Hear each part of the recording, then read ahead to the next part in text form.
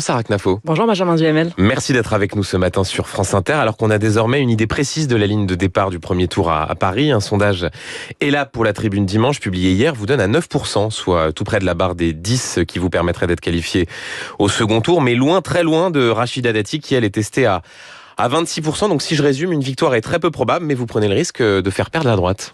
C'est tout le contraire. Moi, je suis là pour faire gagner la droite. Jamais je ne ferai perdre la droite. En 48 heures de campagne, je suis très contente d'avoir pris 4 points dans le sondage que vous citez, d'être aujourd'hui à 9 au seuil du second tour, comme vous le dites. Donc, je pense que la suite de la campagne pourra me mener bien plus haut. Je vais publier mon programme dans les tout prochains jours. Je vous invite d'ailleurs à le suivre et je ferai confiance ainsi à la liberté et à l'intelligence des Parisiens pour choisir leur futur maire de Paris. Pardon Sarah Knafo, mais quand c'est aussi serré entre un candidat socialiste et une candidate de droite, si vous réussissez à vous maintenir au second tour, ça peut se jouer à quelques points. Donc vous faites prendre un gros risque à Rachida Dati. Est-ce que vous nous dites ce matin, s'il y a le moindre risque, je me désisterai pour éviter que Rachida Dati ne perde la mairie de Paris? Regardez les choses différemment. Avant que je sois candidate, les chiffres étaient tout aussi serrés entre la droite et la gauche aujourd'hui à Paris. Donc il n'y avait pas de victoire assurée pour la droite. Ce que je vais faire dans cette campagne, au contraire, c'est de mobiliser des électeurs, mobiliser des gens qui peut-être n'auraient pas voté, mobiliser des abstentionnistes, mobiliser des déçus des LR, des déçus du macronisme, que je vais amener au vote. Mon objectif, c'est d'emmener tous ces gens à la victoire. Mais vous ne répondez pas à ma question, Sarah Knafo. Est-ce que vous désisterez s'il y a un risque pour Rachida Dati? J'ai répondu que jamais je ne ferai perdre la droite. Donc on verra quels seront les scénarios au second tour. Moi, j'espère que je serai en position de dire, arrivée première, lors du premier tour, que je tends la main à tous les autres. Rappelez-vous que tout est possible. On a beaucoup parlé de Zoran Mamdani ces derniers jours. Il était à 3% l'an dernier. Il est aujourd'hui maire de New York. Faisons confiance à la liberté des Parisiens et croyons en la démocratie. Alors justement, Zoran Mamdani, ce qui est frappant dans ce début de campagne, Sarah Knafo, je vous ai fait la transition. C'est vrai, c'est la tonalité que vous essayez de donner à votre campagne, une communication qui est inspirée du candidat de gauche Zoran Mamdani, élu maire de New York. J'ai bien regardé votre site internet. Il faut aller dans les mentions légales pour trouver une référence à votre parti, le parti fondé par Éric Zemmour. Reconquête, vous n'assumez pas qui vous êtes, Sarah Knafo? Alors c'est ce que j'allais vous dire justement quand j'ai entendu candidat de Reconquête à Paris. Je ne suis pas la candidate d'un parti. Je suis la candidate de tous les Parisiens. Ma liste s'appelle Une ville heureuse. Ma liste s'appelle Une ville heureuse. Je crois vice-présidente de Reconquête. Ça ne s'appelle pas un slogan. Eurodéputé Reconquête. Monsieur Benjamin Duhamel, regardez les autres. Lors des élections municipales, vous avez la possibilité de dire je ne recherche pas des professionnels de la politique, mais des professionnels de la réussite. Je fais d'ailleurs un appel à toutes les bonnes volontés, sarahpourparis.fr, que tous ceux qui veulent me rejoindre, des entrepreneurs, des commerçants, des gens à qui je ne demanderai pas d'être encartés, des gens à qui je demande d'avoir des solutions pour la ville. Mon programme, typiquement, je l'ai construit avec des directeurs de crèches, avec des ingénieurs en travaux publics. Je les appelle tous à venir me rejoindre. Les élus qui seront demain à mes côtés au Conseil de Paris, je ne veux pas qu'ils soient des militants de parti. Mais Sarah Knafo, la comparaison avec le candidat élu maire de New York, Zoran Mamdani, sur la communication, vous l'assumez? Vous assumez cette inspiration? Vous parlez d'un deuxième sujet. Je pense qu'aujourd'hui, il va y avoir une nouvelle manière de faire de la politique. En tout cas pour ceux qui vont gagner. Je crois que les vieilles méthodes, les vieilles chartes graphiques qu'on a beaucoup vues vont désormais s'effacer au profit des gens qui réussiront à montrer des solutions, qui réussiront à montrer la lumière au bout du tunnel. Donc vous vous inspirez d'un candidat qui a incarné l'exact inverse de ce que vous prenez. Je reprends ce que disait Éric Zemmour. Il disait que Zoran Mamdani, c'était le parti de l'étranger.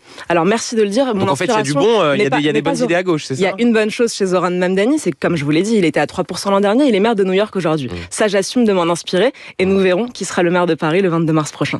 Vous parliez de votre site internet, Sarah Knafo. Ces 5 premiers jours de campagne ont été marqués par une première polémique. Vous avez appelé à des contributions sur votre site et vous avez dû fermer en catastrophe cette section après la publication de messages racistes. Non, il est ouvert. Je vais en citer un. Les négroïdes pullulent comme des cafards dans toutes les rues. Un message qui appelait à éradiquer les OQTF. Vous rajoutez à cela que les données des contributeurs ont été exposées. C'est un peu amateur comme début de campagne. Je vous remercie de le citer. Ça me permet de rappeler aux gens d'aller mettre leur contribution sarahpourparis.fr. Et qu'on ne peut plus voir sur votre site. Que s'est-il passé? Alors si maintenant il a été rouvert, heureusement, la démocratie est de retour. Que s'est-il passé?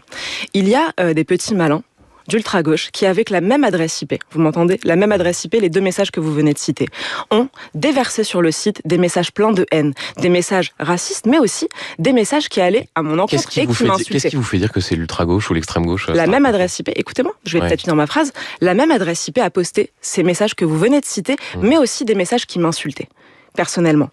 Quand on a vu cette même adresse IP, tout de suite on s'est dit on va supprimer tous ces messages puisque évidemment il s'agit d'une manipulation. À la seconde où nous les avons vus, mais vous n'avez aucune preuve que ce soit une manipulation, Sarah Knafo. Je vais finir ma phrase quand même, Benjamin Duhamel. Tout de suite ils ont été postés sur les réseaux sociaux. Donc alors à moins que Yann Brossa, David Béliard passent leur temps sur mon site internet à mettre réactualiser la page pour faire des captures d'écran et les mettre sur Twitter, c'est exactement ce qui s'est passé. Donc c'est une théorie du complot pour vous nuire, c'est ça ? Ça s'appelle pas une théorie. Ça s'appelle pas une théorie quand la même adresse IP. Vous croyez au fait, Benjamin Duhamel ? Vous croyez au fait ? Je crois que vous n'avez pas identifié cette adresse IP, donc on ne sait pas. Si je vous dis que la même adresse IP... Vous ne connaissez pas l'identité de ceux qui ont publié ces messages. Alors si je vous dis juste que la même adresse IP m'insulte moi, puis poste ces messages, est-ce que vous croyez que c'est un de mes soutiens ? Moi, je ne le crois pas. En revanche, ce que j'ai vu, c'est que sur ce site, vous avez des centaines de contributions de Parisiens, de vrais Parisiens, qui nous donnent leurs problèmes, qui nous disent ce qu'il se passe dans la crèche de leurs enfants, dans le périscolaire, qui nous disent ce qu'ils aimeraient pour leurs animaux, qui nous donnent leurs solutions pour Paris demain. Toutes ces contributions, je vais les utiliser. Je les utilise déjà. Je rencontre d'ailleurs les Parisiens lors de grandes consultations que je fais dans des cafés. Hier, au marché Convention. La semaine prochaine, dans le 17e arrondissement de Paris. Puis dans le 12e. Je les invite à venir à ma rencontre. Là, l'extrême gauche ne pourra pas pirater ces rencontres. Et donc, je suis à leur écoute. Donc, pas de mea culpa. Un point sur votre programme. J'ai lu avec attention le fait que vous vouliez organiser des référendums à Paris. Tout à fait. Pour tout projet qui dépasse 10 millions d'euros. Absolument. Est-ce que vous savez combien par an il y a de projets à Paris qui dépassent 10 millions d'euros ? Il y en a très peu, justement. Donc, ça permettra de pouvoir en faire de manière régulière. Ça permettra d'en faire de manière régulière. Est-ce que vous savez combien il y a de projets qui dépassent 10 millions d'euros par an ? Écoutez, entre 31 octobre 2024 et 31 octobre 2025, il y en a 80. Très bien. Formidable. Donc 80 référendums. Et pourquoi pas ? Est-ce que vous savez combien de référendums il y a en Suisse ? Vous allez appeler les Parisiens et Parisiennes 80 fois par an à voter sur ces projets ? Absolument, ils peuvent même voter d'ailleurs le même jour pour plusieurs projets. Vous savez comment ça se passe en Suisse, Benjamin Duhamel ? Vous faites pas une grande confiance à la démocratie. Moi je pose des questions et je souligne peut-être la difficulté logistique j'ai l'impression que appeler au vote 80 fois les Parisiens et Parisiennes. J'ai le sentiment que vous trouvez absurde de demander aux Parisiens leur avis pour des projets. Non mais je vois votre regard, j'ai l'impression que vous considérez comme absurde d'appeler les Parisiens à choisir leur propre destin. Vous savez, quand vous leur imposer des projets dont ils seront les seuls à subir les conséquences. Peut-être que ce serait bien de les appeler au vote. Ils peuvent voter d'ailleurs le même jour pour plusieurs projets. Ça se fait exactement de la même manière en Suisse. Moi, demain, je veux gouverner Paris comme la Suisse. Je veux être la maire la plus démocratique que les Parisiens aient connue et je veux qu'ils décident eux-mêmes pour les conséquences qu'on va leur appliquer. Une dernière question, Sarah Knafo. Je me suis replongé dans les archives des précédentes élections municipales à Paris. En 2014, les deux principales candidates étaient des femmes, ce qui avait justifié ce commentaire d'un certain Éric Zemmour le 26 mars 2014, ouvrez les guillemets. Les femmes n'expriment pas le pouvoir, elles n'incarnent pas le pouvoir, c'est comme ça, le pouvoir s'évapore dès qu'elles arrivent, tout en précisant que seules les femmes qui ont, je cite, des valeurs masculines peuvent réussir à exercer le pouvoir. Est-ce que le pouvoir s'évapore à votre contact, Sarah Knafo ? On est bien chez France Inter, ça fait vraiment plaisir d'être là. Pourquoi ça ? Vos collègues. Je me disais bien que ça faisait 8 minutes sans référence à France Inter, mais il a fallu que vous le fassiez. J'aurais dû commencer par ça, vous êtes tellement prévisible. Est-ce que le pouvoir s'évapore à votre contact, Sarah Knafo ? Comme vous l'avez dit, Éric Zemmour a écrit ça il y a 12 ans maintenant, dans lequel il disait effectivement qu'il y avait certaines valeurs qui étaient souvent rapportées aux hommes, l'autorité, la discipline, d'autres valeurs rapportées aux femmes. Je ne crois pas que ça veuille dire qu'aucune femme ne puisse avoir de l'autorité. Non, il dit bien qu'il faut que des femmes aient des valeurs masculines pour pouvoir incarner ce pouvoir. Des valeurs qui sont communément appelées masculines. Moi, si vous voulez, je n'admire ni en bien ni en mal les femmes qui sont au pouvoir. Anne Hidalgo, c'est une femme. Elle a mis 12 ans pour détruire Paris avec beaucoup d'autorité. Ça, je vous le concède. En revanche, Margaret Thatcher, elle aussi était une femme. Et elle a redressé le Royaume-Uni. Mais vous ne répondez pas à ma question. Est-ce que le pouvoir s'évapore au contact des femmes, comme le disait Éric Zemmour en 2014 ? Ça n'est pas relatif au sexe, mais à la compétence. Aujourd'hui, je suis candidate à la mairie de Paris. Éric Zemmour soutient ma candidature. Il sera d'ailleurs ce soir à mon meeting que je fais au Salon Hoche. Et j'invite ceux qui nous écoutent et qui sont curieux à venir Salon Hoche à 19h pour écouter ce premier discours. Il y aura Éric Zemmour au premier rang. Il soutiendra ma candidature. Il sera candidat ou pas ? Ça répond à votre question. En bas de liste, il sera candidat ou pas ? Alors, il soutiendra les candidats qui sont partout sur le territoire en France. Il ne sera pas candidat à Paris, puisqu'il a vocation à soutenir les candidats de toute la France. Merci Sarah Knafo, candidate reconquête à la mairie de Paris sur France Inter. Et merci Benjamin Duhamel, à tout à l'heure pour le grand entretien. Il est 7h58 sur Inter. France Inter. Bertrand Chameroy, vous avez été victime d'une arnaque sur Internet. Ouais, je me suis fait avoir comme un bleu. Je surfais tranquillement quand soudain je suis tombé sur un site. Bonsoir. Paris, une ville heureuse, écrit en typo jaune canari avec du rose aussi et la photo d'une dame hyper souriante en robe jaune soleil devant une image de la Tour Eiffel en sépia. Je me suis dit tiens, ils ouvrent une nouvelle coopérative bobo dans mon quartier, c'est sympa, c'est vrai que ça manquait. Alors j'ai cliqué sur l'onglet j'ouvre mon cœur et j'ai partagé ma contribution. Bienvenue à vous, je vais vous commander 3 packs de kombucha à la feuille de figuier. Je passerai les chercher samedi, belle journée.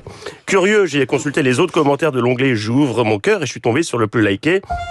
Les négroïdes pullulent comme les cafards dans toutes les rues. Allez, on y revient. Et même en typo flashy, ça le fait moyen pour un nouveau commerce qui se lance. Mais je n'étais pas sur le site d'un bar à kéfir associatif, mais sur celui de Sarah Knafo pour les municipales, qui a visiblement, et je crois à cette théorie, été piraté par des gauchistes voulant décrédibiliser sa campagne, car je vois mal les électeurs Reconquête poster des messages racistes. Ça ne leur ressemble pas. Bon, tant pis pour mon kombucha à la figue. Je me suis fait avoir par la nouvelle DA de Reconquête, alors que si j'avais lu le nom du site, j'aurais compris tout de suite où j'étais. sarahpourparis.fr, c'était écrit. Ah, on dit pour Merci. Paris. Faut le citer encore. Je croyais que ça se prononçait comme Emily in Paris. Quitte à leur chourer l'univers, autant lancer la série.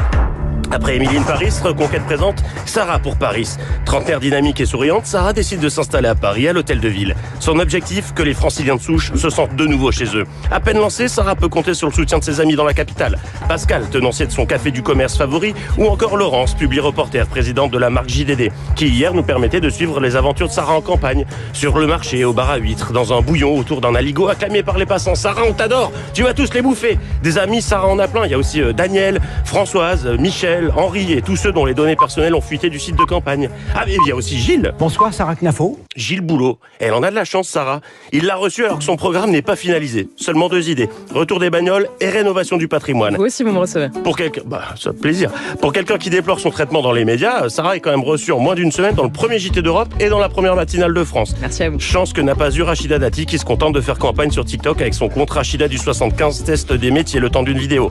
Pour Paris, Sarah est prête à tout, y compris faire alliance avec la TikTokeuse. Car changement d'image oblige, si Sarah compte désormais une robe jaune dans son dressing de campagne, elle n'a pas oublié les vestes que s'est prise Reconquête aux dernières élections. 7-7 à la présidentielle, 5-47 aux européennes et 0-75 aux législatives. Alors Sarah, Paris deviendra-t-elle une ville propre grâce aux voitures magiques? Les Parisiens seront-ils enfin heureux grâce à la rénovation de l'orgue de l'église Saint-Nicolas du Chardonnay? Privatisera-t-elle France 3 Île-de-France? Réponse dans le prochain épisode de Sarah pour Paris. Merci Bertrand Chameroy. Vous écoutez la grande matinale de France Inter, il est 8h.